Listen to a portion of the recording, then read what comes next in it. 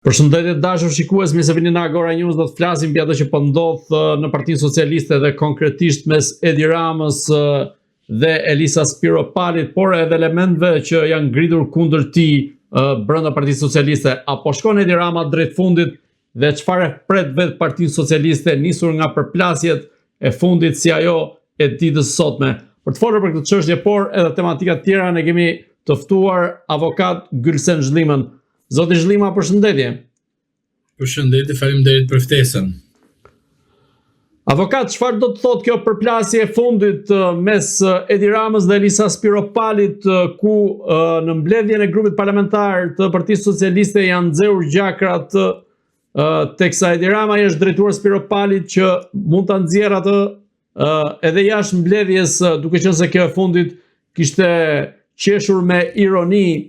Pra, buzëqeshur me ironi më saktë ndaj ministres së shtetit dhe parlamentit Riona Ismaili. Së pari duhet të them tek opinioni publik që na ndjek vazhdimisht edhe na ka përgëzuar me like, por edhe me komente, por edhe ata të cilët kanë qenë kritik në të shkuarën në qëndrimin tim lidhur me goditjet ose me konfliktin brenda Partisë Socialiste. Duhet të theksoj se zoti Rama dhe zonja Spiropalit në fillimet e këtij konfliktit janë, do thosha, në një situatë aktrimi midis tyre, për arsye se brenda Partisë Socialiste duhet të ketë patjetër një konflikt, sepse mosdhënia e autorizimit nga kuvendi, pra nga Partia Socialiste për zonjën Balluku në SPAK është pothuajse një luftë e brendshme, për arsye se zoti Rama në 2022 dhe 2025 në vazhdim ka heshtur ndaj çdo kërkese të SPAK-ut me arsyetimin se SPAK-u bën detyrat e veta, ndërsa qeveria detyrat e saj. Por duhet kemi parasysh diçka.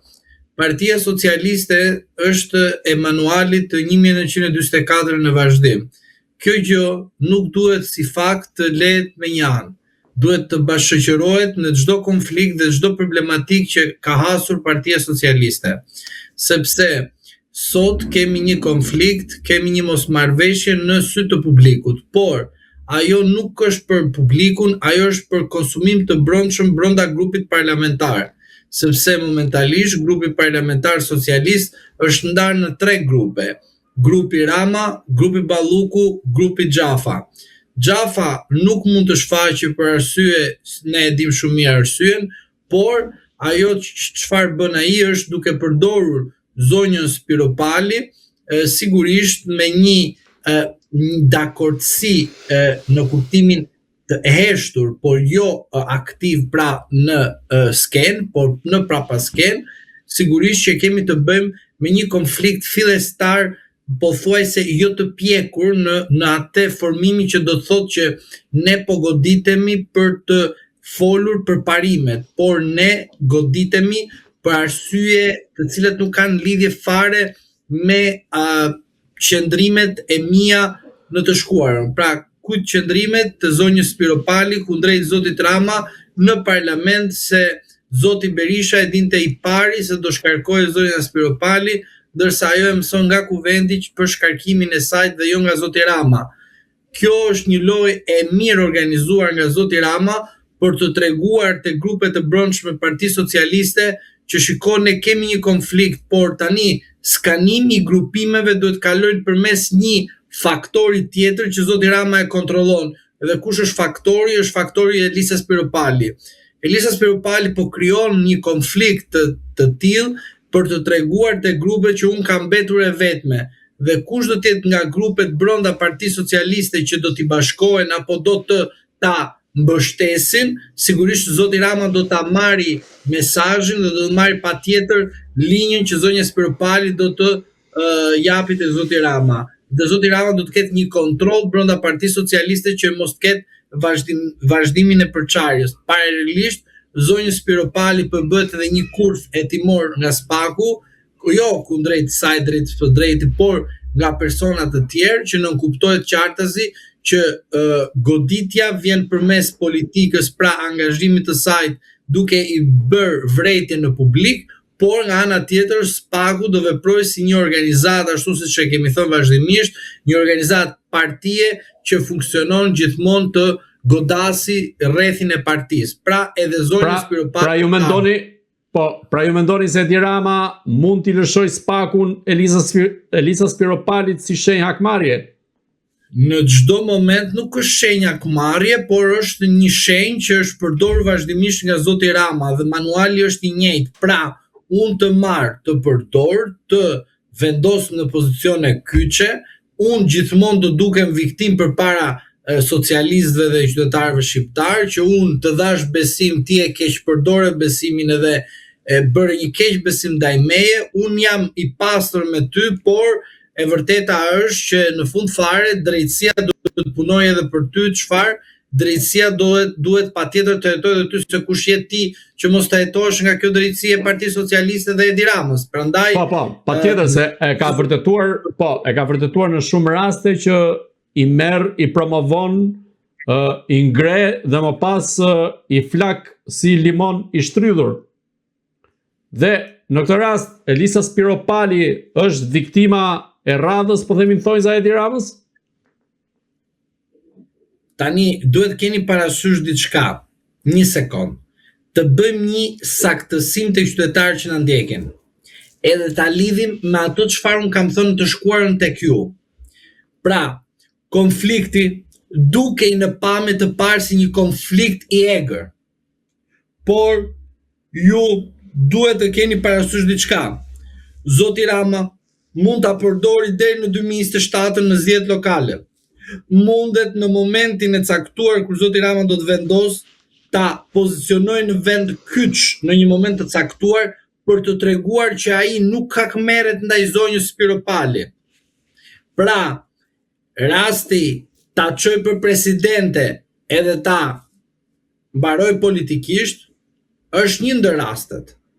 Rasti ta kandidoj për kryetare të Bashkisë së Tiranës është edhe ai një rast. Pse? Se nga skanimi i grupeve që janë të mërzitura rreth zotit Rama, që të gjithë po përfundojnë tek drejtësia e zotit Rama, me manualin e 1144 vjus, kuptohet qartësi që zoti Rama ka një plan për zonjën Spiropali. Plani është afatmesëm, pra konflikt politik dhe përfundon të SPAK-u se do më marrësh partin, apo unë duhet të ty të përcjedh politikisht aty ku duhet që të mbaroj politikisht prap me ty.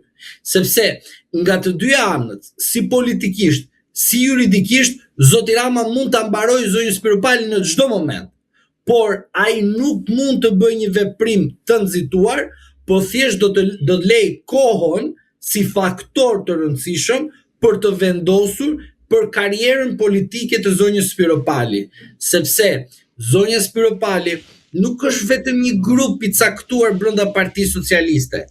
Zonja Spiropali ka edhe një marrëdhënie të mëparshme, besoj edhe në vazhdim me zotin Veliaj, për shkak se ata mos gabojnë, vinë nga mjafti. Mos gaboj se nuk e majmen, po thjesht vinë nga atëre nga ajo shoqëria civile që do sillte ndryshimin në këtë vend dhe fund fare përfundojnë në dyert e partisë tyre, në dyert e drejtësisë së Partisë Socialiste të zotit Rama. Prandaj unë po ju them është që e gjithë kjo që zoti Rama ka përgatitur për zonjën Spiropali është një kurth shumë serioz që nënkupton qartazi një vëmendje të sakt, absolute, nga të gjithë palët që të kuptohet qartazit që çfarë po bëhet konkretisht. Sepse ne sot dim shumë mirë që zoti Rama pothuajse të njëjtën manual ka përdorur për të gjithë ata të cilët kanë përfunduar në drejtsinë e tij. Rasti i zotit Tahiri, një ministër me sukses për Partinë Socialiste dhe zotin Rama, u skualifikua nga politika, u largua nga politika. Pra, duhet të kuptojmë që skenari është i errët, është me shumë nënvizime dhe problematika të mëdhaja, por mos harroni faktin, që drejtësia e Partisë Socialiste përdoret në momentin kur zoti Rama nuk ka më plan B për tjetrin, po vetëm planin A për ta çuar tek drejtësia e Partisë Socialiste dhe e zotit Rama. Në këtë rast, cilat janë ato grupe kryesore që janë kundërvën në heshtje Edi Ramës, gjithse ju i përmendët deri diku, dhe a ka kapacitete të tilla politike Elisa Spiropali për të goditur Edi Ramën brenda Partisë Socialiste, dhe këto konflikte a shënojnë, po themi, fundin e Edi Ramës, apo janë thjesht ngacmime të vogla që nuk tregojnë asgjë në thelb? Fundi i zotit Rama politikisht për mendimin tim ka ardhur me kohë, nuk është se është tani një konflikt i tillë se dhe sjell si pasojë mbarimin politik të zotit Rama. Zoti Rama përpiqet të marrë frenat e Partisë Socialiste në të gjitha aspektet. Pra, në 11 maj ai bëri një betejë, pavarësisht se në betejë kishte edhe zotin Veliaj pjesë të lojës, se ai ka qenë në pothuajse në gjithë atë që ne themi rastin e konflikteve, debateve. Partia Socialiste jam unë që i Shqipërinë drejt Bashkimit Evropian, Partia Socialiste me Edin do shkoj përpara. Pra, e gjitha kjo të jep si mesazh kuptimin që poshtë Edi Rama gjithçka mbulohet dhe është shumë e qartë për Partinë Socialiste. Por, ne duhet kemi parasysh diçka. Partia Socialiste në këto momente që jemi është në një, do thosha, konflikt me veten. Pse konflikt me veten? Sepse zoti Rama në 2022-2025 kishte vendosur një person të posaçëm në prokurorinë e posaçëm, quhet Altin Dumani. Na pëlqen, nuk na pëlqen, ai e vendosi atë. Pse e vendosi atë? Dhe tek ju e kam thënë këtë gjë. Zoti Dumani nuk ka qenë amerikan, ka qenë socialist. Zoti Dumani ka marrë aprovimin e zotit Rama për zotin Ahmetaj në konferencë televizive dhe ai thjesht bën një praktik procedurale që shkoi në parlament dhe mori një autorizim duke shkuar tek Maja. Por, mos harroni një fakt tjetër. Zonja Balluku është skandali më i madh për Partinë Socialiste dhe për njerëz që të cilët kanë bashkëpunuar me zotin Rama dhe kanë marrë në qafë Partinë Socialiste. E them këtu për socialistët e ndershëm të cilët nuk përfitojnë nga korrupsioni atyre që dyshohen që kanë bërë korrupsion. Për ato njerëz të cilët besojnë akoma tek Partia Socialiste, po besoj se do zhgënjehen shumë shpejt. Por e vërteta është kjo, që zoti Rama përpiqej të marrë frenat e Partisë Socialiste, sepse Partia Socialiste ka një origjinë, vjen nga 1944 në vazhdim. Pra ka njerëz që brenda sajt akoma besojnë në verin.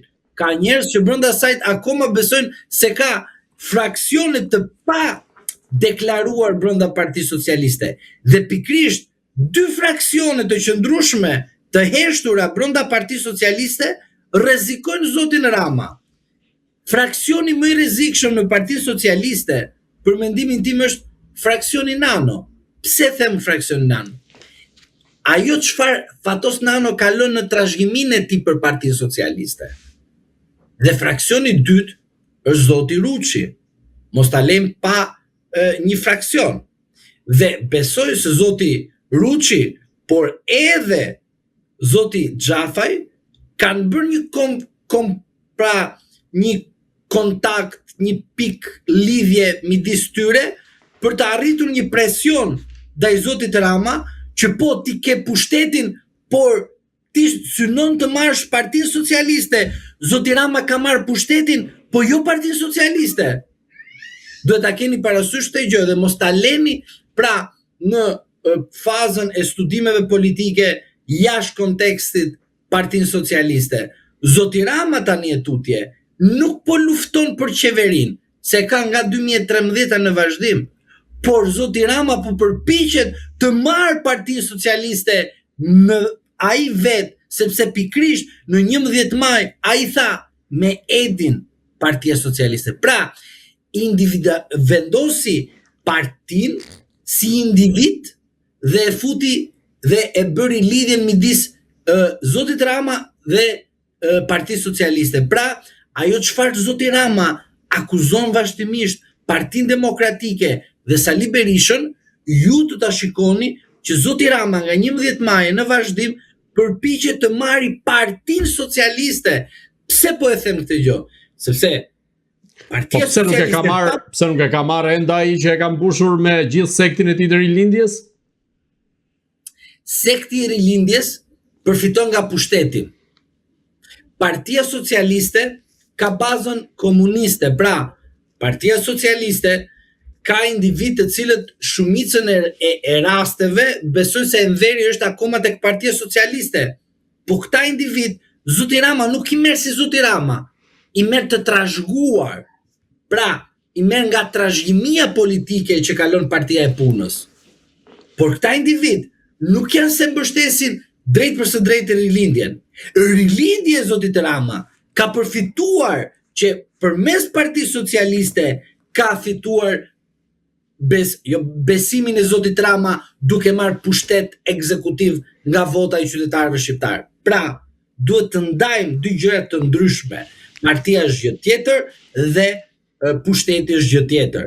Mos harroni një fakt tjetër. Zoti Rama erdhi me emrin rilindje në 2013-ën? Po. E pa që rilindje 2013-ën nuk po ngjiste tek socialistët dhe në 2017-ën zoti Rama vendosi Partinë Socialiste në singlën kryesore, e la me një anë rilindjen. E mani mend ju zotin Rama të përmendi rilindjen e dështuar? Jo, sepse zoti Rama bërë një shkëputje të shpejtë. Pra, një ngjitje të shpejtë tek rilindja, me janoi Partia Socialiste dhe bërë një shkëputje të shpejtë nga rilindja dhe u rifut tek Partia Socialiste dhe nga 2017, 2021, 2025 zoti Rama vazhdonte me Partinë Socialiste, sepse zoti Rama përdori mekanizmin ngjitje, shkëputje të menjëhershëm nga rilindja. Dhe sot nuk qeveris Partia Socialiste, qeveris rilindja. Pse? Sepse përzgjedhja që bën zoti Rama thot, dhe gjoni çfarë ndodh në politikën e zotit Rama, dhe këtë duhet ta kuptojnë shumë socialistët. Thot zoti Rama, socialistët i kem të sigurt, dhe i kam të sigurt. Nuk është se mund të negocoj me ta, sepse ata do votojnë, edhe si kur të kenë në shpinë e tyre buke djathtë, krip për të hëngër, sigurisht që ata do të votojnë Partinë Socialiste se e urrejnë Sali Berishën dhe Partinë Demokratike. Por unë, duke i keq përdorur ata gjithmonë do t'jenë me mua, autorin e dhunës.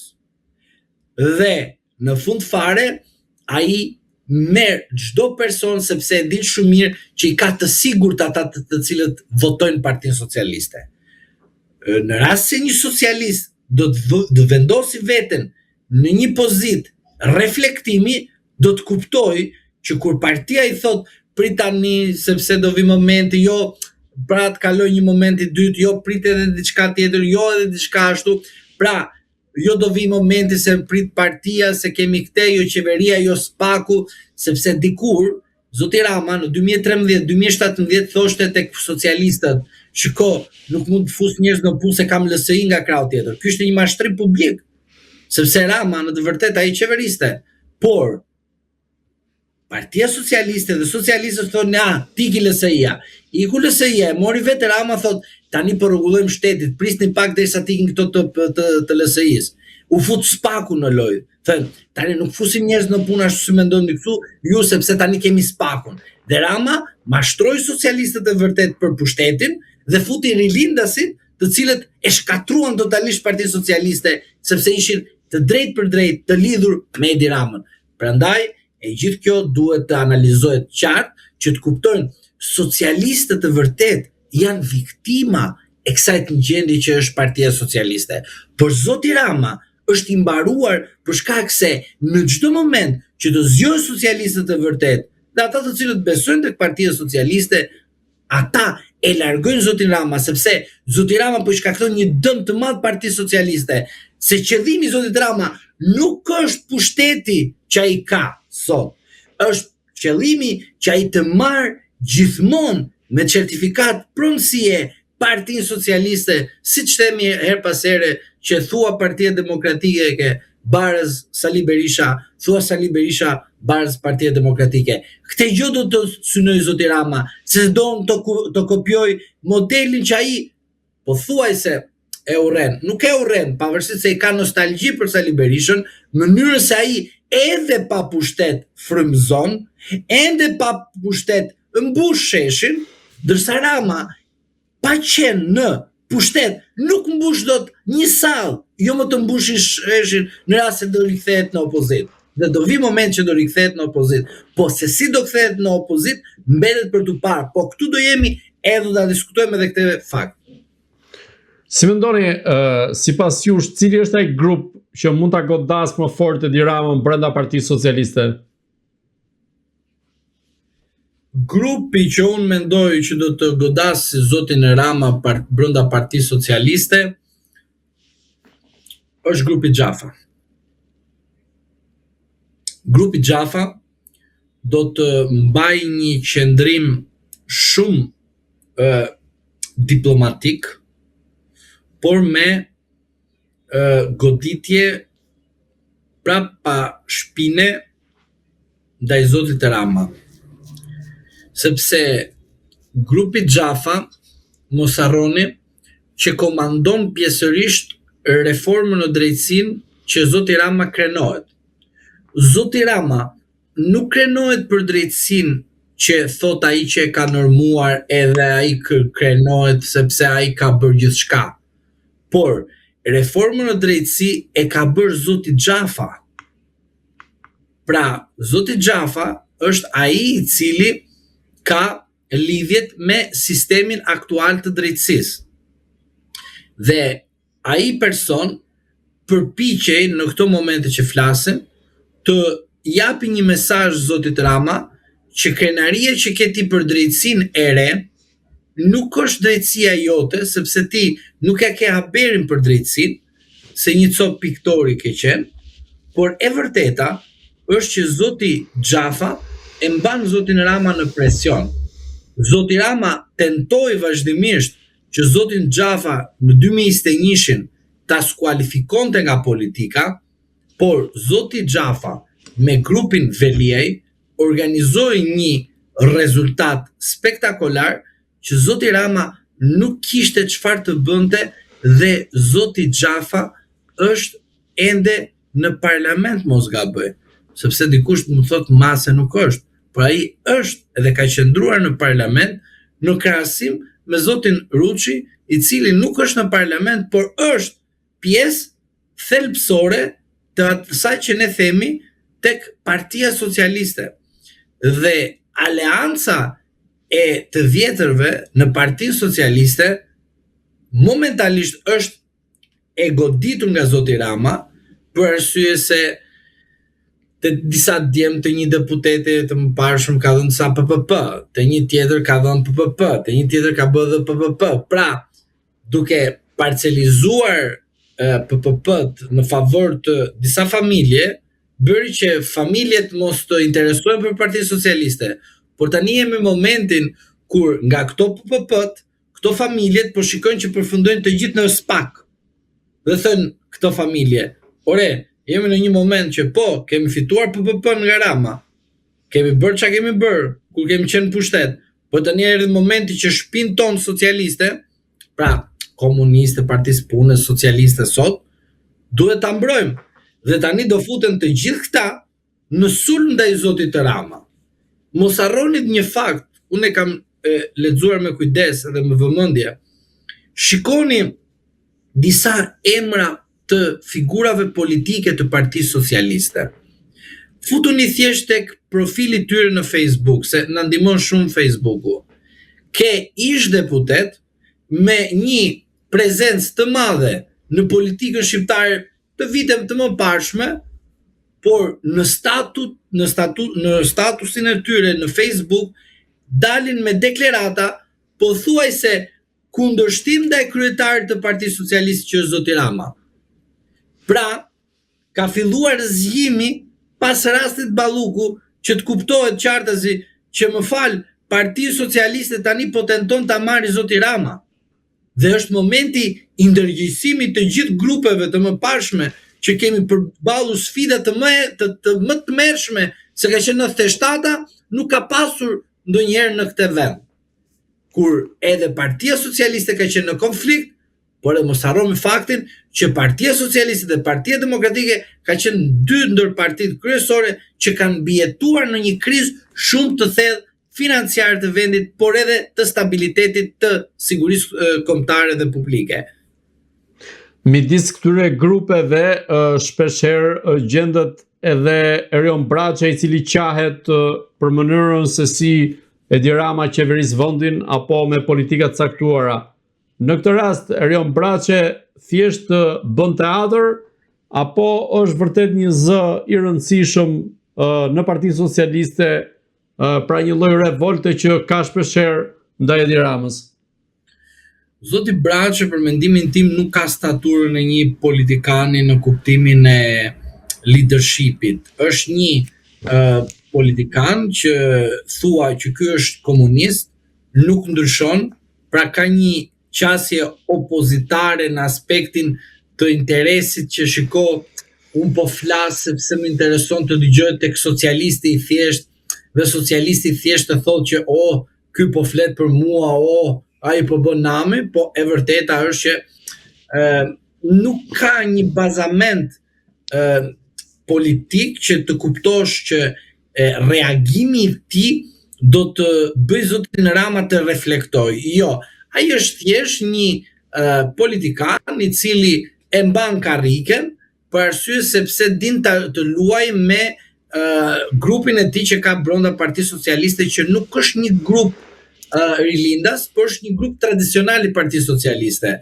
Ai mund të ketë një prezencë deklarative, por te grupet brenda Partisë Socialiste nuk është se ngjit në këto momente, për shkak se ai modelin e ka ndërtuar të shkojë të merret me zarzavatet, me çmimet, me gjërat e qytetarëve të thjeshtë, dhe ai çuditërisht harron që partia që po keq qeveris këtë vend është partia që ai e voton her pas here në parlament. Pra, është shumë kontradiktor në aspektin e prezencës publike dhe të qenurit deputet të një partie që ka shkatruar vendin, si në aspektin financiar dhe ajo e konsumatorit në aspektin e tregut, nuk kupton qartës që ai po tallet, pra po bën një tallje publike se në fund fare ai duhet të ndërgjegjësoj partinë e vet dhe thotë, ore, ky po na çon në Gremin, ore, manuali është drejt Greminës, ne mund të jemi në pushtet, po pushteti nuk është absolut, dhe pushteti një ditë të sjell pasojë, dhe zoti Braça, në rast se don të qëndrojnë në Partinë Socialiste dhe të ketë një parti që mund të i vi përsëri, jo në pushtet, po të mbajë të paktën opozitën, puna është që ti, kur bën opozitarin, kur je në qeveri, nesër, kur të shkosh në opozit, nuk të bësh dot më opozitarin, sepse të gjithë do të thonë, ore, ti bëj opozitarin tek partia jote, po ti e votoje partinë tënde. Ore, ti, partia jote po shkonte në umner, ti ç'a bëre? Ti nuk flisje. Tani kur je në opozit, çfarë po flet? Ç'a po bën kjo qeveri që është tani? Kjo qeveri po bën ligjet që ti ke votuar. Pra, zoti Braça, në rast ta marri veten e tij dhe ta vendosi në një situatë komode, duke thënë që po, unë po reagoj për 1, për 2, për 3, 4 gjëra, por po reagoj edhe brenda Partisë Socialiste që zoti Rama duhet të frenoj, sepse vazhdimi i zotit Rama drejt marrjes së pushtetit dhe vazhdimësimit të pushtetit, duke thënë që ne kemi kundërshtar, janë të dobët këto gjëra, e dobëson pozitën e Partisë Socialiste, se në një moment caktuar zoti Rama arrestohet për shembull. Se mos themi në fjalë tjetër se na thënë jo, shpik kështu gjëra, është panik. Arrestohet zoti Rama. Kush e merr Partinë Socialiste? Ço të bëjnë, dalin në rrugë atë dhe thënë, hajde te dollari bëjmë pazarin e fundit. Pra s'ka një emër në këtë rast. Po nuk ke emër, sepse Velien e futen burg. Këta tjerë nuk din me këtë merr njëri me tjetrin, se akoma se din çfarë po bëhet, se janë kënaqur nga pushteti, nga paraja, nga nami, nga shejtani, kupton? Dhe shejtani është gjë rrezikshme. Dhe sot zoti Rama çfarë përdor? Mekanizmi që un jam gjithçka. I ka mbaruar ju. Pse? Se i ka lënë qëllimisht që të frymëzohen dhe të presin miratimin e një personi, çfarë thotë ai i madhi. Pra, kjo situatë krijon një kurth, çfarë në momentin fillestar që Rama arrestohet, këta nuk kanë çfarë të kandidojnë më, sepse kanë lënë bosh çdo gjë. Pra, kur ti shikoje për shembull Fatos Nano, prandaj si rast, të gjithë thoshin që është Edi Rama. Sot ti thua Edi Rama, pas Ramës nuk shikon asnjërin. Thua Sali Berisha, pas Sali Berisha nuk shikon asnjërin. Thua Ilir Meta, pas Ilir Meta nuk shikon asnjërin. Pra, tre figurat kryesore të këtij vendit që kanë filluar telashet me drejtësinë, pas këtyre nuk ke alternativë konkrete që të marrë frenat e një partie, sepse sigurisht që ka parti politike dhe këto partit politike duhet të kenë të ardhme. Të ardhme nuk e ndërton vetëm ai që është sot, po kërkohet patjetër një strukturë të qartë e cila në çdo moment të ketë zëvendësuesin. Sot Partia Socialiste nuk e ka dhe nuk e krijon dot, sepse të gjithë kanë heshtur tek rasti Veliaj. Arion Braçe në këtë rast, pse nuk del hapur kundrejt Edi Ramës në mënyrë që të vendos një statur të tillë të politikanit për t'i thonë boll më? Jo, nuk e ka atë, nuk e ka sepse në rast se ai do ta kishte, në raste akoma më serioze në Partinë Socialiste do mbante një qendrim. Ju e dini shumë mirë që Partia Socialiste në të shkuarën e saj ishte një parti antidemokratike, gjithmonë Partia Socialiste nuk ka pas debate të shëndetshme, ka pas gjithmonë përçarje dhe nuk ka pas asnjëherë atë që ne themi pranimin e debatit si një debat mbi pra konfliktin mbi debatin në kuptimin e fjalëve, të mendimeve ndryshe, hajde përpunimin të sistemit demokratik që hajde t'i votojmë, ta aprovojmë apo jo, kryetari flet të gjithë heshtin. Pra, Partia Socialiste nuk e ka ndërtuar asnjëherë në veten e saj këtë gjë. Ndërsa zoti Braçi në këtë moment nuk ka se si të ndërtojë diçka kur ai vet nuk e ka vazhduar trashëgiminë që ka patur Partia Socialiste në krizat e mëparshme. Pra, ju e mani mend një rast që mua më ka ngel në mendje, rasti kur Fatos Nano kishte një konflikt me zotin Anastas Angjeli, mos gaboj, dhe ai konflikt, pavarësisht se ishte një konflikt buxhetor, politik, shumë llojshmërie mund t'i vendosim, çfarë do lloj ngjyre t'i vendosim atij debati, pa të paktën kishte një debat aty brenda, kishte një fërkim, por ishte në interes të Partisë Socialiste. Edhe mos harroni faktin ju se zoti Nano në 2005 mund të ishte një ndër persona që mund të bënte një pakt me Sali Berishën dhe të zhbënte një qeverisje më të madhe. E kishte mundësinë dhe pse jo nuk e bëri është fakt tjetër, është gjë tjetër, por në fund fare zoti Nano e ndihmoi Partinë Socialiste duke shkuar në opozit. Pse ndihmoi Partinë Socialiste duke shkuar në opozit? Se Partia Socialiste do rikthehej në qeveri.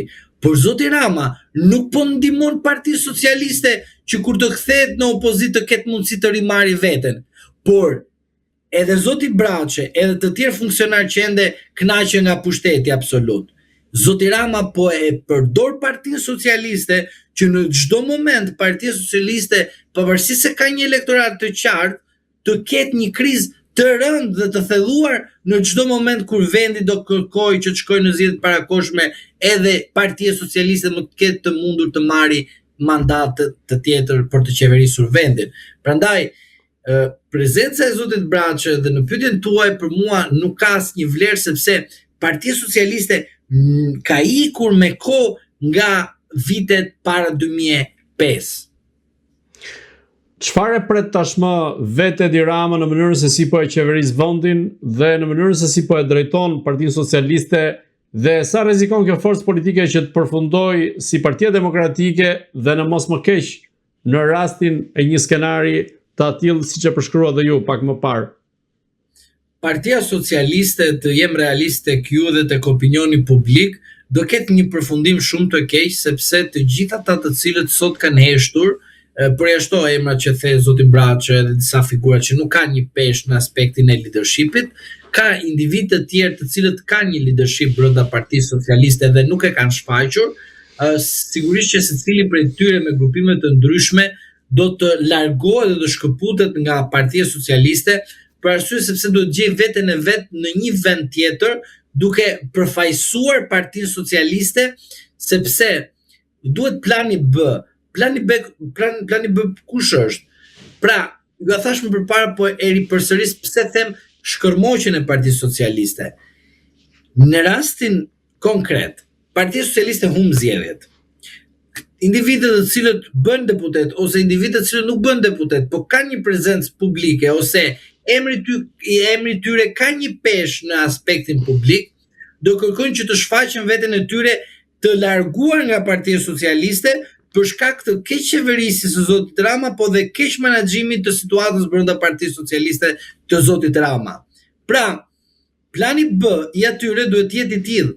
Unë iki nga Partia Socialiste për shkak se me Partinë Socialiste ne kemi votim më të tmerrshme kundër vetes tonë kur kemi qenë në pushtet, se kemi menduar se s'do vim kur në opozit. Pra, kemi qenë në pushtet se kemi menduar kur nuk do të vim më në opozit. Ky është plani rrezikshëm. Se nesër çdo qeveri që vjen në këtë vend jo vazhdon politikën që ka vazhduar Partia Socialiste dhe zoti Rama, po për shkak se s'ka çfarë të bëjë, se nuk mund të shfuqizojë çdo ligj që zot Partia Socialiste dhe Edi Rama ka bërë për qëllimet e veta. E dini pse? Se cënon stabilitetin. Dhe ato kërkojnë një reformë shumë të thellë që ti të ndryshosh ligjet për t'i përmirësuar edhe t'i sjellësh në binarët e demokracisë. Se të gjitha ligjet që janë sot që zoti Rama ka normuar janë kundër edhe socialistëve të ndershëm. Nuk flas më ato të cilët të rilindasit që kanë shkuar për interesa vetjake. Pra, individët që do të largohen nga Partia Socialiste nuk do të largohen të gjithë nga dëshira e tyre, por do të largohen nga halli i vetëm, sepse kur do të jenë në Partinë Socialiste do të thënë të gjithë, ore, si ti akuzon këtë qeveri që është sot, kur kjo qeveri po qeveris me ligjet që ju keni vendosur, për shkak se ju keni vendosur që t'ishit gjithmonë në pushtet dhe jo në opozit. Dhe këto ligje janë kundër jush. Si do përgjigjet për shembull zonja Spiropali në rast se qëndron në Partinë Socialiste? Si do përgjigjet zoti Braçi i cili në rast se qëndron në Partinë Socialiste? Si do përgjigjet funksionarët të tjerë të cilët janë në Partinë Socialiste? Nuk kanë fjali, nuk gjen dot rrugëzidhje, pra nuk kanë mundësi se si ta interpretojnë tek opinioni publik mënyrën se si do të rimarrin pushtetin pasi do të dëmtohen nga mosreagimi i pushtetit që zoti Rama ka në vazhdim.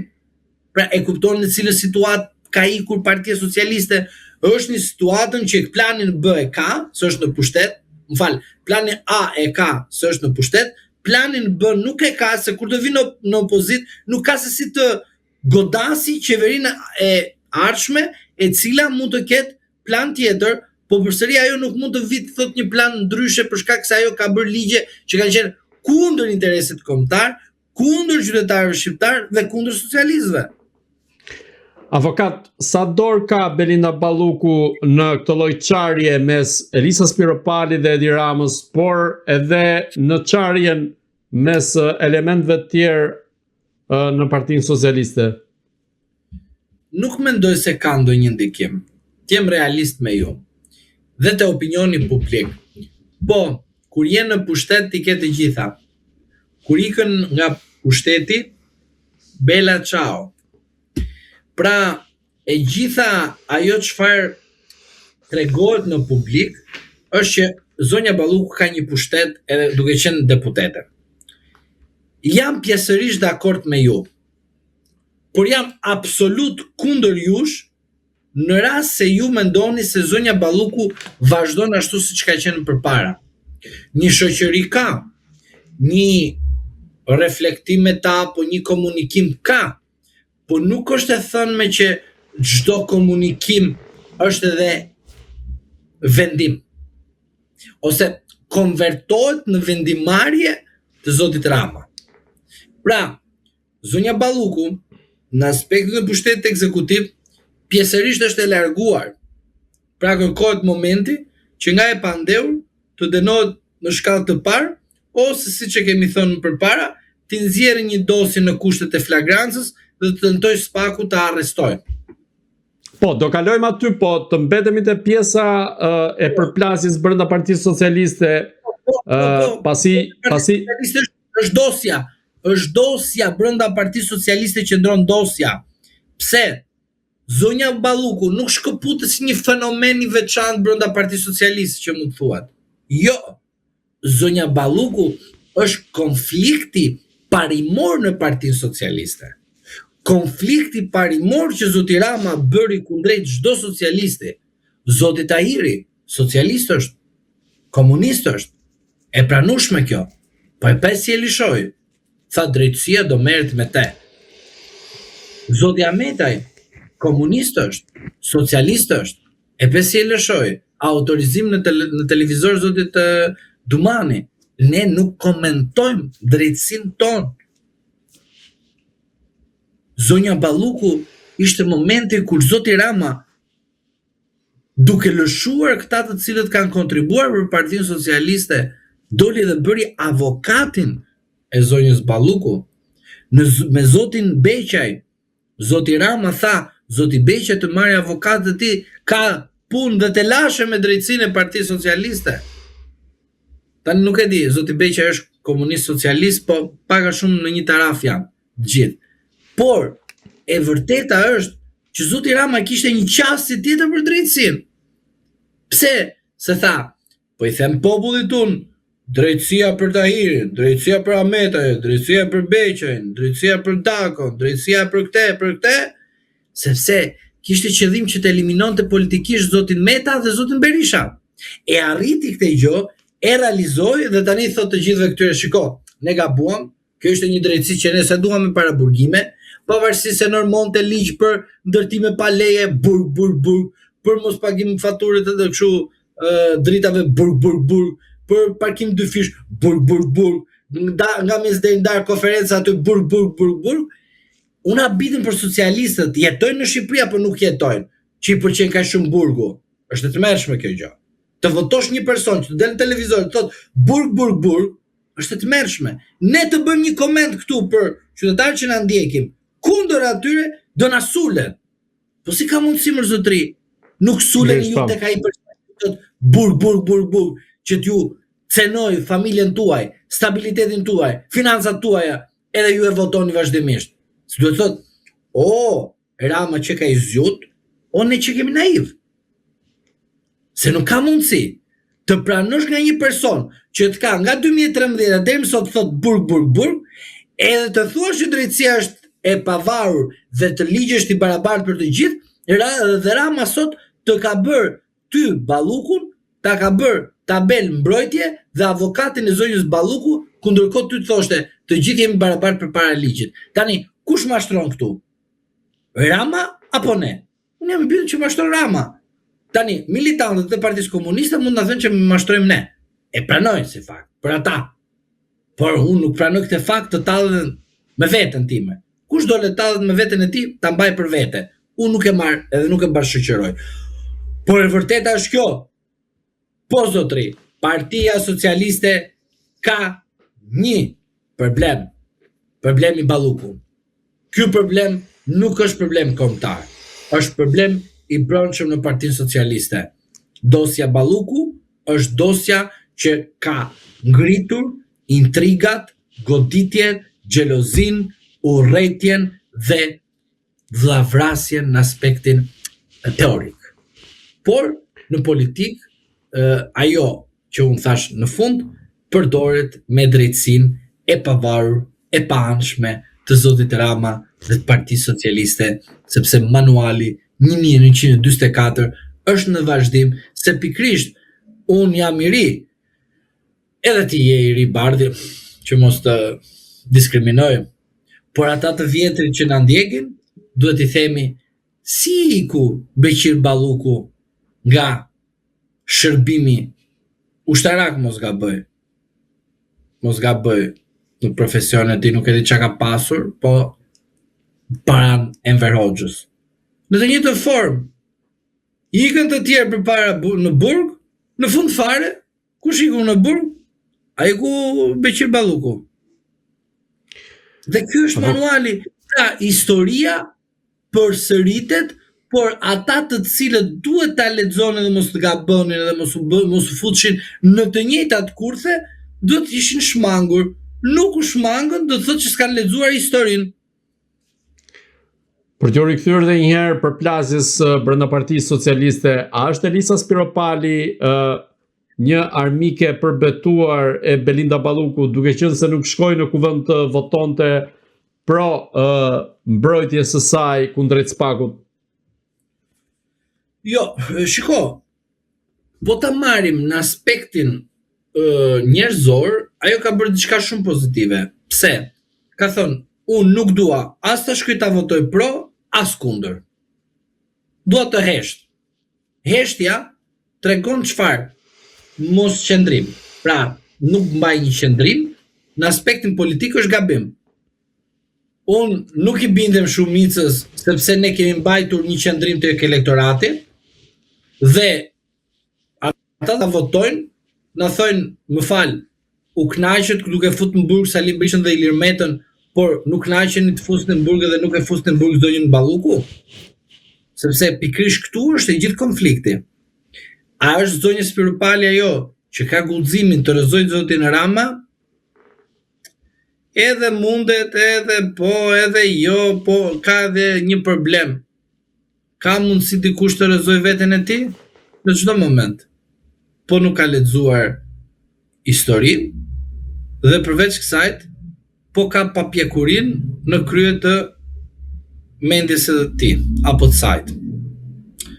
Dhe në rastin konkret, unë mendoj se zonja Spiropali arriti një konflikt me zotin Rama, sepse duhet të përdori në një situatë më të vështirë që zoti Rama i nevojitet një armik i kontrolluar. Partia gjithmonë në kohën e Enverit vendoste armiq të vërtet dhe armikun e kontrolluar, ose armiq të kontrolluar. Armiq të kontrolluar gjithmonë ishin në shërbim të pushtetit, po qëndronin gjithmonë pranë pushtetit, po në distancë të pushtetit. Dhe këtu duhet të kemi kujdes. Zonja Spiropali mori një vendimarrje për të qëndruar kundër pushtetit, po në dijenim të pushtetit dhe rolit të saj ndaj pushtetit, dhe nuk flas ndaj pushtetit ekzekutiv, flas ndaj pushtetit të partisë, sepse ju duhet të keni parasysh diçka. Partia, edhe sikur të ketë një deputet, ka një pushtet. Edhe sikur të jetë një parti me vull, ka një pushtet, sepse nesër mund të marrë në çdo moment në zgjedhje të marrë pushtet. Sepse quhet parti. Është një organ, është një organizëm i lëvizshëm, për shkak se gjallëria e saj është gjithmonë edhe përputhet me votuesin, pra ai që voton.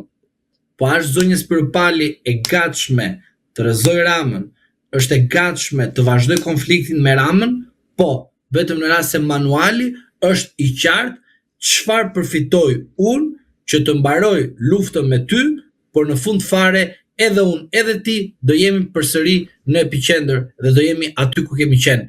Po jo te kjo luftë unë të dal e humbur. Tani, a është manuali i qartë dhe kush nga të dy do prishi marrëveshjen, nuk e di, por gjithmonë duhet fitoj i forti. Në pozitat që jemi tani në këto momente, i forti del zoti Rama, por në çdo moment mund të dalë dhe zonja Spiropali, po kjo është në varësi gjithmonë, një, të rastit Balluku, 2, të rastit të fraksioneve të brendshme të heshtura në Partinë Socialiste, dhe 3, momenti që zoti Rama do shpërthej edhe publikisht ndaj sajt dhe ndaj njerëzve të tjerë, ashtu siç bëri në 2019 kundër zotit Velie që tha do ta varë në pemë. Pra, varja në pemë u konvertuar në burgun e Durrësit dhe mënyra se si u keqpërdor opozita e saj kohe ishte një marrëveshje zotit Basha me zotin Rama me 17 maj. Pra, tani e në vazhdim do shikojmë çfarë iniciative legislative zoti Rama do ndërmarr që të fusi në funksion gjithë Shqipërinë për interesin e tij vetjak që të qëndrojë dhe të parcelizojë Partinë Socialiste. Zonja Spiropali është thjesht makineria që duhet të filloi konflikti brenda Partisë Socialiste. Por ka filluar konflikt serioz. Por puna është sa do të zgjasë kjo vatër e cila do të ketë gjithmonë një ndikim negativ brenda strukturës së brendshme të Partisë Socialiste.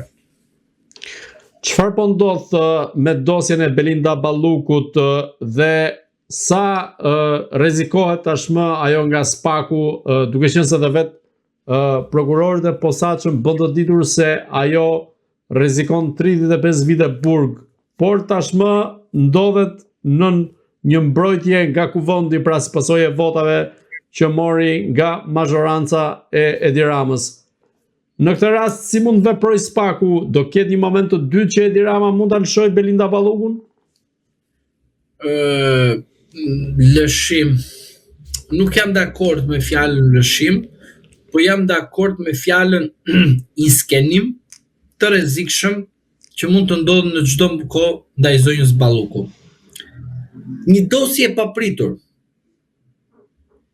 e mirë stisur dhe qepur nga ata që din të qepin brenda SPAK-ut. Tani a është me prova, është pa prova, më lejo të them në shumicën e rasteve që unë di ka dosje pa prova, mund të jetë edhe rasti i zonjës Balluku pa prova, mbetet për të parë po procedim do të vazhdojë. Skenari që unë mendoj është pak i çuditshëm, që nuk ka ndodhur ndonjëherë, po pse jo mos të ndodhi. Pra, mendoj, dështimi ndaj zonjës Balluku me rastin e autorizimit nga kuvendi do të faktorizohet me një kërkesë në kushtet e flagrancës, zonja Balluku të ndalohet dhe të mbahet ose në komisariat më të afërt, ose në SPAK, jo më shumë se 10 orë, me një komunikim të drejt për drejt të drejtuesit të prokurorisë së posaçëm me kryetarin e kuvendit, dhe në fund fare kuvendi vendos lirimin e saj të menjëhershëm për arsye të cilët ne i dim qëndrim që zoti Rama do të mbajë. Pra, neni 288, 289, 1, 2, 3, 4, 5, pra është alternativa jo, do të aplikohet në një moment ekstrem kur do të gjykoj prokurori zoti Brao, që do të godasi në mënyrë marketingu rolin e tij si prokuror i cili dështoi me një kërkesë ndaj zonjës Balluku për atë që zoti Dumani i la si trashëgimi dështimi. Zoti Brao, për mendimin tim, në rast se don të dukej që është një guximtar, përdor edhe mekanizmin e një dosje në kushtet e flagrancës, e përdor këtë si një mekanizëm për të ushtruar për të parë ndaj një deputetit arrestimin në kushtet e flagrancës, por në kushtet e flagrancës ndaj një deputetit nga një SPAK i ri, pra nga një SPAK të gjithë besojnë një drejtësie pa varë, pa mashtrime nga mes deri në darkë, por ky është një skenar i frikshëm, i rrezikshëm, i aplikueshëm, por kërkon guximtar që të bëjë një veprim të tillë ndaj zonjës Balluku. Edhe këtu duhet të matim edhe të bëjmë një matje politiko-juridike me qëndrimin e zotit Rama. Pra, do të aplikoj lirimin e menjëhershëm të zonjës Balluku, apo do japim miratim për shkak se jemi në një dosje në kushtet e flagrancës. Dhe këtu është që dosja e zonjës Balluku nuk ka mbaruar. Rezultati përfundimtar nuk ka mbaruar. Jemi në rezultate jo përfundimtare. Jemi në situata jo përfundimtare për sa i përket çështjes së zonjës Balluku. Zonja Balluku, për mendimin tim, për mendimin tim, tani e tutje të ratiset. Mendimi im, tani, a ky mendim e ndihmon? Po t'isha avokati saj, do t'i thoja helikopteri i parë edhe zoti të bekoft. Por kjo është një drejt individuale, se a ka një person të drejt të gjykohet nga një drejtësi e pavarëpanshme? Mendoj po. Por të shkosh te një drejtësi ku ke bashkëpunuar me person që krenohet për drejtësinë që ka bërë, ndërkohë krenohet nga mjesi deri ndark, bën sikur po të ndihmon, nuk je pa autorizim, por ndërkohë ti je e proceduar dhe je e pandehur, kur duke thënë se je pandehur ti do shkosh të gjykohesh, gjatë seancës paraprake mund të ndryshohet akuza. Me ndryshimin e akuzës ti edhe në themel mund të ndryshohet akuza se nuk shkon me gjykim të shkurtuar, shkon në gjykim të zakonshëm, ose mund të shkosh në gjykim të shkurtuar, por aty bëhet nami për shkak se kualifikimi i veprës nuk është ashtu, edhe gjykatësi ta refuzon gjykimin e shkurtuar, edhe të çon me gjykim të zakonshëm, edhe po në gjykimin e zakonshëm mundet edhe të bëhet ndryshimi i akuzës, ose të shtohen akuza të reja. Pra, në rast të marrësh në një studim juridik të thelluar, jo si përfaqësor, kështu pranohet ti gjykim të shkurtuar dhe gjykata do pranojë çfarë ti kërkon. Pra gjykimi i shkurtuar është një e drejtë. Nuk është një detyrim për gjykatën. Në rast se gjykata shikon se do janë akte të cilës kanë vlerë fare juridike, po kërkojnë hetim më të thelluar sepse gjykata do të marrë edhe disa atribute të prokurorisë, thotë, "Ore, prokurora, jam vete, është kualifikim vepër penale ky që dënohet me 5 vite kur këtu është mal me prova kundër kësaj që ndyshohet që mund të ketë bërë korrupsion." Avokat, të rikthehemi sërish tek tensionet që ka pasur në mbledhjen e grupit të Partisë Socialiste, ku së fundmi sipas raportimeve të mediave bëhet e ditur se ka pasur tensione dhe replika të forta mes Edi Ramës dhe ish-ministrave, ku bëhet fjalë që Edi Rama është drejtuar fillimisht Damian Gjiknurit, duke akuzuar këtë të fundit për regjistrime dhe nxjerrje të bisedave private, madje duke u drejtuar dhe duke thënë fike telefonin se ke zakon që regjistron dhe i nxjerr gjërat që ndodhin këtu. Në vijim, kryeministri ka ironizuar edhe ish-ministrin Ervin Hoxha duke e kritikuar për diskutime jashtë ambienteve zyrtare. Po ti vazhdon akoma të bësh llafazën llëqe nëpër tavolina komisariatësh? I është drejtuar Edi Rama Ervin Hoxhës. Debati që ka ndodhur në takimin që ka qenë i mbyllur për mediat, ka reflektuar në një farë mënyrë edhe klimën e tensionuar brenda radhëve të Partisë Socialiste, grupit parlamentar të Partisë Socialiste dhe mazhorancës. Në këtë rast ambulanca ka ardhur. Në këtë rast çfarë tregon ky lloj komunikimi i Edi Ramës me ish-ministrat e tij, konkretisht Damian Gjiknurin dhe Ervin Hoxhën? Ervini është përzgjedhja e Edi Ramës. Damiani është personi që negocion me Edi Ramën për reformën zgjedhore territoriale dhe shumë fakte të tjera. Dhe tani këtë temë që më lexove te tani mua, konflikt që nuk më dalin shifrat të vëlla. Pra 1 + 1 na bën 3. Kështu tha Rama. Apo na bën 2. Po i quajnë tensione se lloj arrogancë e Edi Ramës kundrejt ish-ministrave. Si është? Po mi bëj një pyetje unë tani. Po Damiani për gjoka dhe i nxjerr ka në media. Po këto të dhëna kush i nxorr në media? Se derisa kapëm ai që nxjerr në media. Ky tjetër që s'pas ka bërë mirë me komisariatet kështu me radhë, do thotë tradhtari se pas ka gjetë Rama. Ti bie që është spini Edi Ramës atëherë në këtë rast. Se di, unë the ti folë për tensione, unë thash mos morën ambulancën. Kur folë për zjarr, të tham mos mori zjarr fikse, na kupton? Unë kështu e kuptova. Jo, ideja që të mbetemi tek mënyra se si Edi Rama u drejtohet vargësve të tij dhe në këtë rast ish-ministrave, çfarë tregon për vetë figurën e Edi Ramës? Rama është vulnerabël nga ata të cilët i mbas secili me një dosje. Do me thonë nuk ka dosje Damian Gjiknurit dhe Ervin Hoxhës. Po se ti mendon se s'ka Rama dosje për ata? Por unë të urdhëroj ty të bësh vepër penale. Unë se bëj vepër penale, po bën ti. Policia është e jote sepse më dëgjon mua. E di ti kjo gjë që ndodh, ë? Për shembull, unë mund të them diçka ty që të bësh ti vepër penale. Unë nuk e bëj vepër penale, po unë kam dieni që ti ke bërë vepër penale. Në momentin e caktuar. Dakor, po të mbetemi konkretisht e pjesa e qasjes e Edi Ramës ndaj ish-ministrave. Mënyra se si i trajton, kjo është ideja, domethënë. Një sekond, Rama gjithmonë këtë gjë ka bërë, nuk e di ja e ke kuptuar. Po patjetër, unë e di dhe kam ndjekur profilin e tij politik, të arrogancës tij politike brenda Partisë Socialiste. Jo, më bëj sikur nuk e di. Nuk do bësh sikur di. Gjë më bukur në jetë është. Po këtë po them pra, sepse unë jam ai që bëj pyetjet sikur nuk i di. Dhe prandaj kërkoj përgjigje në këtë rast. Prandaj po them, ti bëj tani si nuk i di me seriozitet. Dhe unë po të përgjigjem.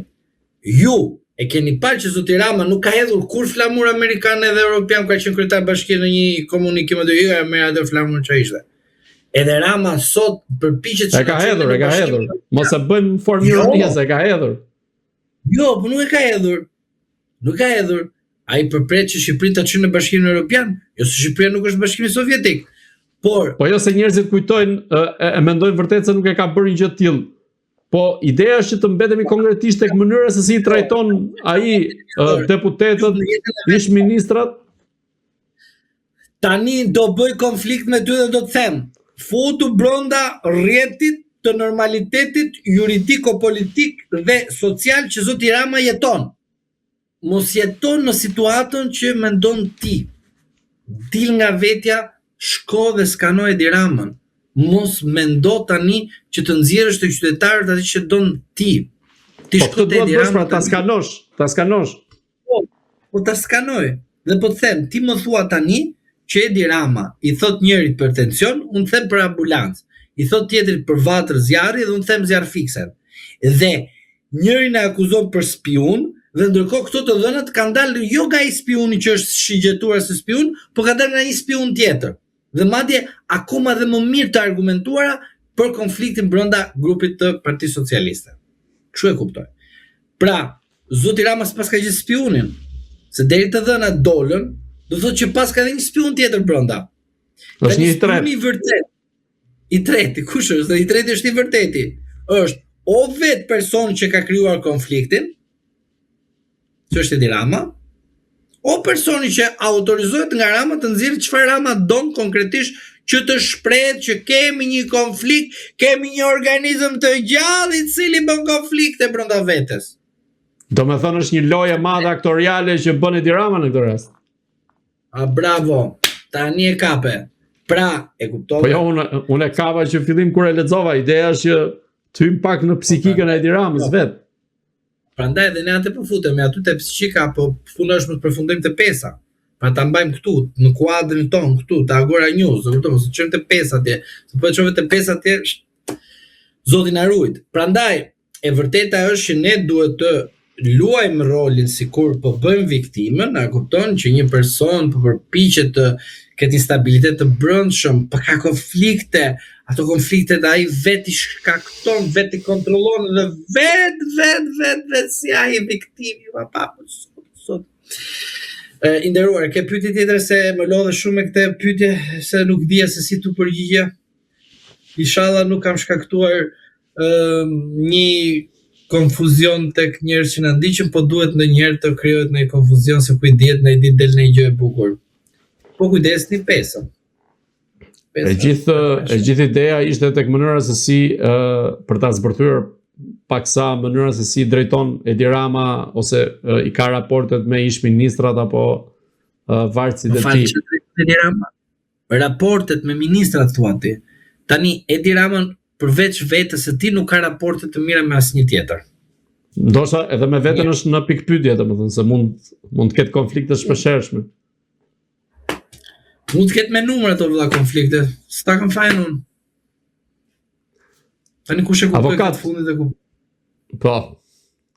Avokat, rikthehemi sërish tek rasti i Belinda Ballukut, ku një ditë më parë kreu i Partisë Demokratike Sali Berisha deklaroi se Belinda Balluku po tenton të blej pasaport të huaj dhe të arratiset jashtë vendit. Ju si mendoni, a ekziston një skenar i tillë? Ti blej helikopter vllai, po s'kemi të marrim as kredi tani. Dëgjoj mua. Helikopter s'ka nevojë të marr pasaport, helikopter, e merr nga aty ku është, shko aty afër me një kufi që kemi, helikopterin e parë, paf, tu ke parë ti që kanë ikur këto burgaxhit me helikopter nga burgjet. Ajo s'ka mundësi. Pse ta harxoj lek për pasaport, marr një helikopter dhe thot jam e përsekutuar politikisht nga partia ime sepse ne kemi punuar gjithmonë me 1944 me partia armiku i partisë dhe kjo është trashëgimia kulturore dhe politike të Partisë Socialiste. Shumë e thjeshtë.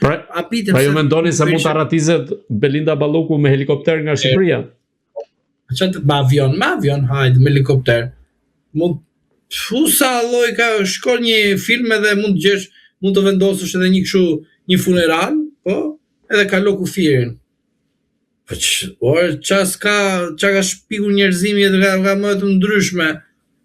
Nga mali mund të shkoj, qeverinë e ka vet, pushtetin e ka vet, policinë e ka vet, bandat i kanë vet, gjithë e kanë vet, ti më të mua tani, a do të blej pasaport, zoti Berisha, ju lutem tani, e kemi thënë. Si qiku Gramozoruçi në thështatën i veshur si grua për në Greqi, paktën si që ka thënë Berisha. Atë me to të shkret manual edhe qarkun e atë të Gramozës ka atje, ta marrë ta pyesi kur ka bërë, si e ka bërë edhe kështu, ta bëhet edhe sot. Sot teknologjia është avancuar, të them unë helikopter. Shko merr anije vëlla, shko merr anijet e Vlorës aty që i ka 100 vjet që paguajmë nga mjes deri në darkë, ato ta marrin dhe ta heqin nga Shqipëria. Shiko, për tu arratisur shumë e kollajshme, nuk është ndonjë gjë e vështirë. Dhe kur ke pushtetin dhe kur ke gjithë ato njerëz që ke ndihmuar ashtu si thonë ata, kështu më radh ka njerëz që do të ndihmojnë, a kupton? Nuk mendoj unë diçka ndryshe. Por për mendimin tim, në rast se ajo mendon ose duke analizuar këtë rastin e Berishës, se ndonjëherë Berisha kur thotë ndonjë gjë mbajmë seriozitet, mos ta bëjmë çarak, unë mendoj se Berisha ka kuptuar që Rama e ka lëshuar Ballukun. Kështu mendoj unë. Dhe duke qenë në këto kushte, Berisha po i thot asaj, moj ti, ik nga shtëpia, ik nga Shqipëria, ik nga partia, ik nga ai se do të çoj atje ku nuk duhet të shkosh. Prandaj i thot skenarin për pasaport. Sepse edhe sikur të blej pasaport, ti mendon se nuk do shkoj një kërkesë nga Interpoli i vendit ku ajo do të shkojë që ta arrestojnë? Do shkoj. Po merr një helikopter aty dhe ik shtetet mira. Pra, kjo është momenti se si Berisha po i thot, merr helikopterin dhe ik. Pra, Berisha në një farë mënyre po e ndihmon Ballukun. Pra po i thot oj ti, ikur, mos dëgjoj atë, mos të mashtron, e kupton. Pra, Berisha tregohet zotëri. Dhe i thot, a është Greqia në këtë vendi i preferuar që mund të zgjedh Belinda Balluku? Jo, unë mendoj të shkoj në Zvicër, sa aty ka një amnisti më të mirë. Të bëhet grup me Arben Ahmetajn. Pse jo mos të bëhen? Edhe të shpëtojnë Partinë Socialiste. Se Arben Ahmetaj, më dëgjoj pak të diçka, po ta shikosh një situatë në momentin se si kanë punu shtetet e tjera, Ahmetaj duket si një politikan i azjesuar nga drejtësia e partisë së tij, i përdor si statistike drejtësisë së tij politike, por shpëton Partinë Socialiste dhe ju zotin Rama. Pra, me ikjen e zotit Rama dhe me ardhen e një politikani të ri në Partinë Socialiste që të marrë drejtimin e Partisë Socialiste, Ahmetaj në një drejtësi reale, pa varur pa anshme atë që besojnë unë që mund të vinë në Shqipëri ndonjë ditë, po zoti na ndihmoft. Vërteta është që Ahmetaj mundet të mendohet si një ardhme pak e gjatë, por e ardhme në stabilitetin e brendshëm në politikën e brendshme të Shqipërisë, sepse ai nga jashtë po ndihmon Partinë Socialiste dhe po gropos Ramën, sepse pikërisht Rama e groposi me deklaratën e tij. Por a mund të bën ato bashk grupo? Bashkimi bën fuqin. Edhe sigurisht që jam i bindur që po, në rast se zonja Balluku të bëj një pakt, po, të shkojnë në Zvicër. E dini pse të shkojnë në Zvicër? Sepse Zvicra, kur do të ketë një zëvendës kryeministër të dytë nga Shqipëria, duke kërkuar azil, ja jep azilin sa për të futet brenda, i thotë merre ti, sepse e ka marrë edhe ky tjetri. Pra kemi praktik, kemi, dhe Zvicra vjen në një moment dhe thotë, më fal, si ka mundësi që me të njëjtin kryeministër zëvendës kryeministrat e tij të gjitha ratisen edhe nga drejtësia e Partisë Socialiste. Pra është një plag dhe Zvicra nuk e refuzon dot as zotin Ahmetaj, as zonjën Balluku. Dhe unë në rast se të isha këshilltari i zonjës Balluku dhe avokati i saj, do t'i thoja Zvicër. Pse? Sepse Zvicra nuk të refuzon dot ty. Dhe nuk do jesh kurrë e pasigurt. Do jesh gjithmonë e sigurt. Sepse ka precedentin. Ka Ahmetajn. Tani a do bëjnë grup bashk? Ahmetaj është politikan. Zonja Balluku ka qenë ekzekutore politikane. Pra ka ekzekutuar ato porosit që ka bërë zoti Rama, ka thënë zoti Rama. A do përpiqet ajo të krijojë leadership pas shumë vitesh të rikthehet pas azilit në Shqipëri për të instaluar politikën e saj nëpërmjet një pakti bashkëpunues? Nuk e di, nuk kam fare shpresë. Por uroj që çdo njeri korrigjohet në jetë dhe modifikon, bën strategjitë e tij, bën çfarë do shpirti se teknologjia është e arritur, pra të marrë këshilltar, ta këshillojnë se si të bëhet. Por mendimi im është që në rast se zonja Balluku do të ndërtojë një mbrojtje politike dhe juridike, duhet ta ndërtojë tani dhe mos të hesht, sepse heshtja në aspektin e perceptimit publik të provave që ka Spaku, pa i ekspozuar, që tregosh jo, nuk është kjo e vërtetë që shfaqe, nuk është Spaku mbi provat. Jeshtë vërteta ime që unë nuk kam bërë korrupsion dhe nuk kam bërë atë që sot Spaku më atribon, sepse pikrisht unë kam bërë çdo gjë që zoti Rama më ka porositur. Prandaj, bashkëpunimi apo paqja me zotin Ahmetaj në rast se kërkon edhe ajo azil në Zvicër, do të ishte shpëtimi i vetëm që Partia Socialiste mund të ketë në çdo moment nga shkërmoqja e saj. Pra, Partia Socialiste. Pra, nëse marrim skenarin që mund të ketë një bashkëpunim mes Belinda Balluku dhe Arben Ahmetajt, eventualisht do të thotë që shkon drejt fundosis e Edi Ramës. Po, totalisht. Zoti Rama do të jetë më i rrezukuar. Pra, edhe një herë, zoti Rama, për ata që duhet ta kuptojnë, goditet nga drejtësia e tij, pra, zoti Rama nuk goditet nga një drejtësi e pavarur pa anshme e cila po lufton edhe nuk ka lidhje fare konflikt individual me njëri tjetër. Pra, në momentin ku drejtësia e Partisë Socialiste, drejtësia e zotit Rama, do të jetë në një situatë vulnerabël, brenda sajt, në mundësinë ose më mirë, në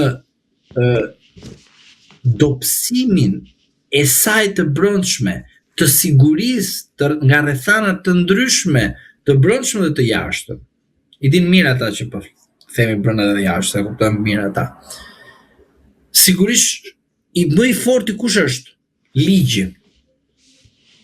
Dhe një prokuror dhe një gjykatës, kur ka ligjin më të fortë, nuk mund të bëhet ai më i fortë.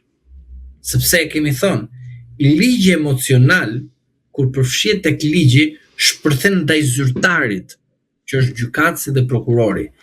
Dhe zonja ose zotrit që janë pjesë e sistemit të godasin zotin Rama jo për arsye sepse kanë në vullnetin e tyre ta bëjnë këtë gjë, por pikrisht se do detyrohen nga një moment i caktuar dhe detyrues për shkak të mënyrës se si ato kanë vepruar në të shkuar në tyre kundrejt subjekteve të ndryshme që ishin në favor të zotit Rama. Dhe po ata do shkojnë në një moment të caktuar për shkak të emocionit të ligjit që do të jetë më i fortit ndaj të doptit dhe i doptit në rastin konkret do të jetë zoti Rama dhe më i fort do të jetë ligji emocional. Pra, për mua zotin Rama nuk do ta marrë një drejtësi e pavarur dhe paanshme, por do ta marrë pikrisht drejtësia e tij. Edhe një herë po them edhe një drejtësi tjetër që ne nuk ja vendosim asnjëherë në dukje. Mos ja bëj gropën tjetrit se vjen momenti dhe bie ti në grop. Kjo është drejtësia më emocionale dhe më e bukur që duhet ta kuptojnë shumë njerëz. Avokat, kreu i Partisë Demokratike Sali Berisha ka risjell në vëmendje dosjen e Xibrakës dhe ku dyshohet si i përfshirë edhe vllai kryeministrit Edi Rama, Olsi Rama. Në këtë rast, apo paralajmëron diçka tepër shqetësuese për vetë Edi Ramën kreu i Partisë Demokratike Sali Berisha dhe a janë gjermanët nga pas në këtë rast sa i përket dosjes së Zibrakës dhe a mund të jetë kjo dosje që mund godas po themi në mënyrë të jetë serioze dhe të frikshme vetë Edi Ramën? Tani dosje ka pafund, por thjesht dua të më kujtoni ju nga një uri që ju keni kur ka ndodhur rasti dosjes vllajt të kryeministër vitin dhe kush prokurori e ka marrë në shqyrtim. Spaku apo prokuroria e Elbasanit? Spaku apo prokuroria e Tiranës? Spaku apo prokuroria e Durrësit? Unë mendoj se prokuroria e Spakut. Po çfarë ka thonë prokuroria e Spakut? Ka thonë që ne nuk merrem sepse disa nga provat i ndodhen jashtë vendit. Ne po hetojmë. Por Po pra, dhe këtu ndërhyjnë gjermanët. Lej gjermanët me një anë tani të lutem. Spaku, investim europian dhe amerikan, thot nuk e kemi gjetur zotin Olsi Rama në dosjen e cituar nga Berisha. Dhe lind pyetje thjesht. Kur Spaku nuk u shpreh në një deklaratë konkrete, zoti Rama doli edhe bërë një deklaratë parë se të shprehte prokurori Spakut. Çfarë kuptuat ju? Që zoti Rama kishte marrë mesazhin e qartë që vllai nuk është tek dosja. Pse rishfaqet kjo dosje? Sepse pikërisht disa gjerman kanë çuar disa dokumenta që përfshin persona që janë afër pushtetit.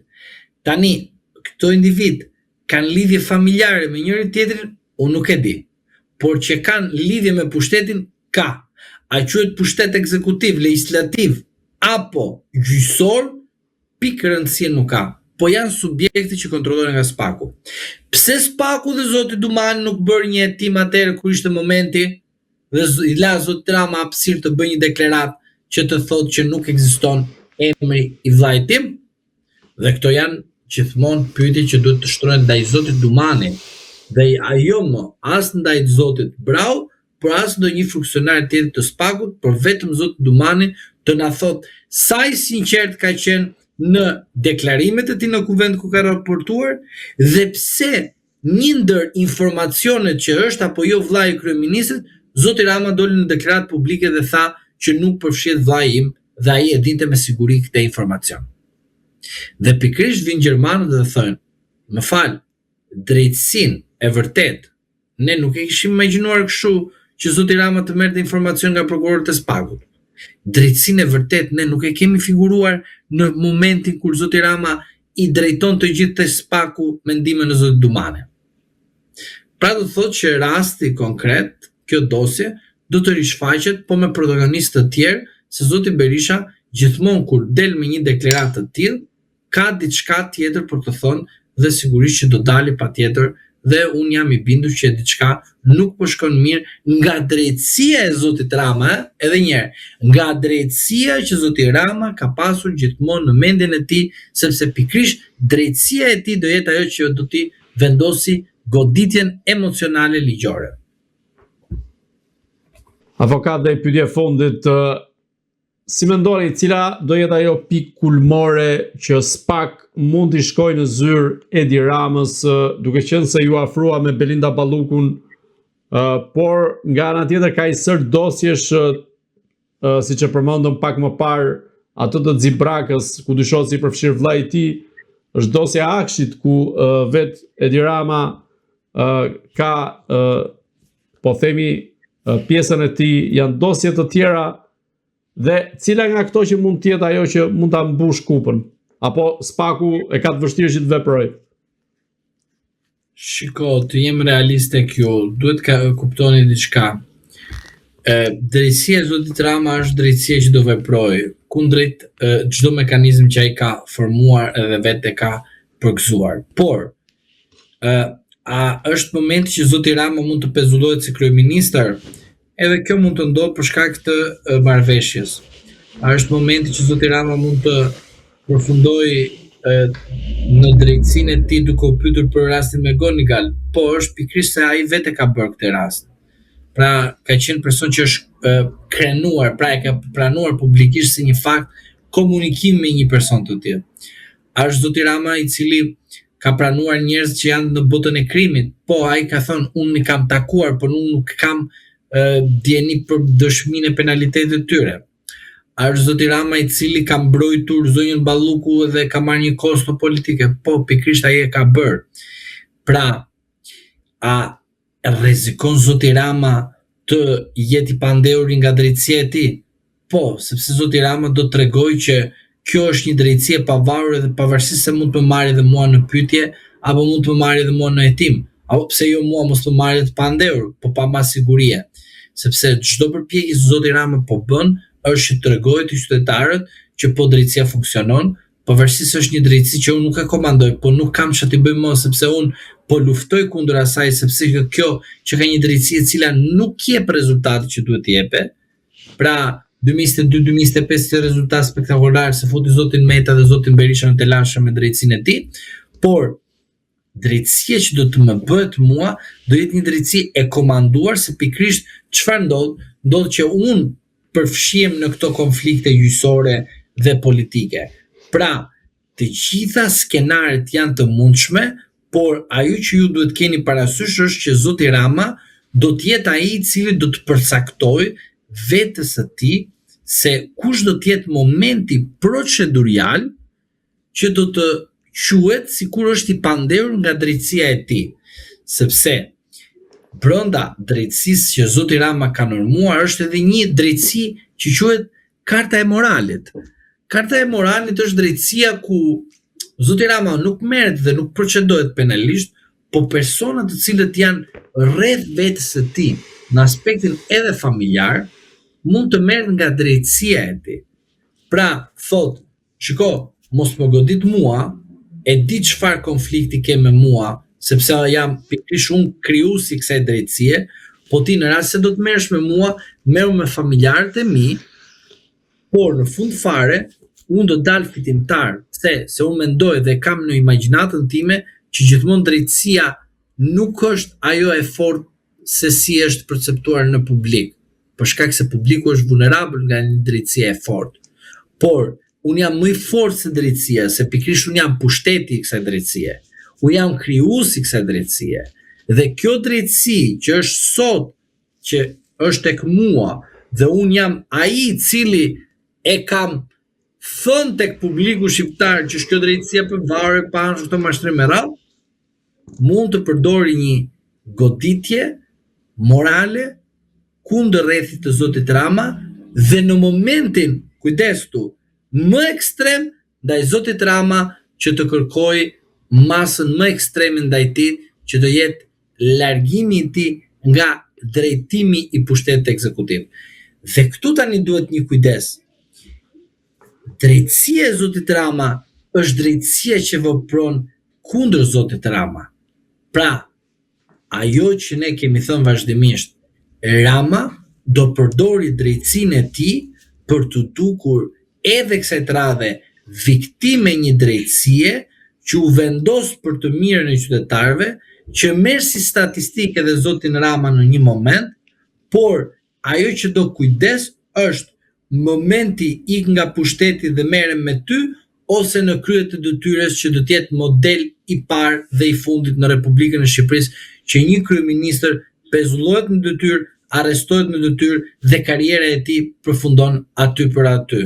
Pra, e gjithë kjo do jetë vetëm nga drejtësia që zoti Rama ka bërë. Po mos harroni një fakt tjetër, që zoti Rama që mos të arrite kjo drejtësie që vete ka shpikur, vete është krenuar dhe vete ka përgëzuar, po shpik ligjin e referendumeve që të këshkoj tek populli shqiptar duke i treguar një reform tjetër në drejtësi që është pikërisht reforma më egër, më e keqe të drejtësisë që Rama ka menduar jo për veten e tij, po për qytetarët shqiptar duke i thënë që kjo është drejtësia nga 2013 deri më sot kisha të drejtë që të gjithë duhet futeni në burg, po përveç meje, sepse drejtësia jam unë.